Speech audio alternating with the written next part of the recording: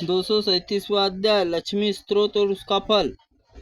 पुष्कर कहते हैं, परशुराम जी, अब पूर्व काल में इंद्र राज्य लक्ष्मी स्थिरता के लिए जिस प्रकार भगवती लक्ष्मी की स्तुति की थी, उसी प्रकार मैं राजा को अपनी विजय के लिए सत्वन करे। इंद्र बोले, जो संपूर्ण लोकों की जननी है, समुद्र से जिनका अभिवार्व है, जिनका नेत्र खिले हुए कमल के समान शोभामान है, तथा जो भगवान विष्णु के वक्ष स्थल पर विराजमान है, लक्ष्मी देवी को मैं प्रणाम करता हूँ। जगत में पवित्र करने वाली देवी तुम्ही सिद्धि हो, तुम्ही स्वदा हो, तुम्ही स्वाहा हो, सुभी सुधा हो, संध्या हो, रात्रि हो, प्रभा हो, भूति हो, श्रद्धा हो, सरस्वती हो। शोभामयी देवी, तुम्ही यज्ञ विद्या और महाविद्या, गुरु विद्या, मोक्ष रूपी फल प्रदान करने वाली आत्मविद्या हो। अनावक्षी की, दर्शन शास्त्र की, त्रयक, साम, यजु, वर्ता और जीविका प्रदान, कुशी, गोरक्षा और वाणिज्य कर्म दंडनीय तुम्ही हो। देवी, तुम्ही सौभाग्यवती रूप वाली रूपमती हो, अतः तुम्ही व्याप्त करने वाली, इस कारण जगत में सौम्य मनोहर दिखाई देता है। भगवती, तुम्हारे सिवा कौन सी दूसरी स्त्री जो कोमोद के गदा धारण करने वाली देवादिदेव भगवान विष्णु को अखिल यज्ञमय विग्रह के योगी लोग चिंतन करते हुए अपना निवास स्थान बना सके।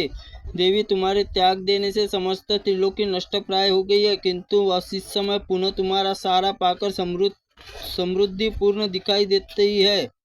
महाभाग्य, तुम्हारी कृपा दृष्टि से मनुष्य सदा स्त्री, पुत्र, गृह, मित्र, धन धान्य आदि प्राप्ति होती है। देवी, जिन पुरुषों में आपकी दया दृष्टि पड़ जाए, उनके शरीर में निरोगता, ऐश्वर्य, शत्रु पक्ष की हानि, सब प्रकार के सुख कुछ न कुछ दुर्लभ नहीं है।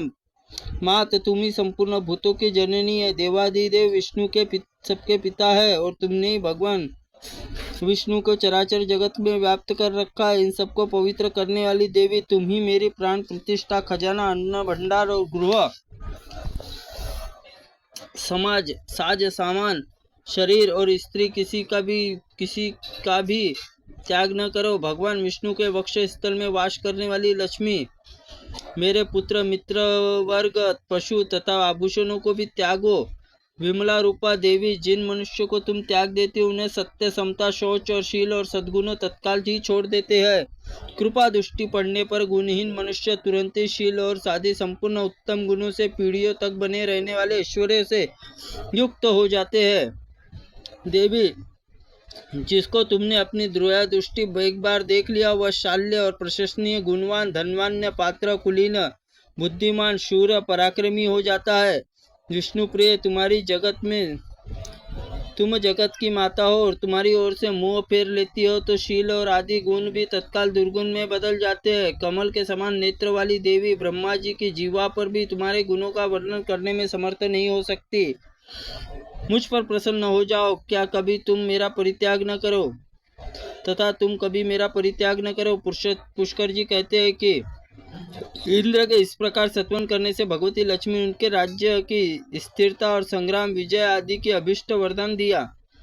साथ ही स्त्रोत के पाठ और श्रवण करने वाले पुरुषों को भी यह भोग और मोक्ष दिलाने वाला वर प्रदान करता है।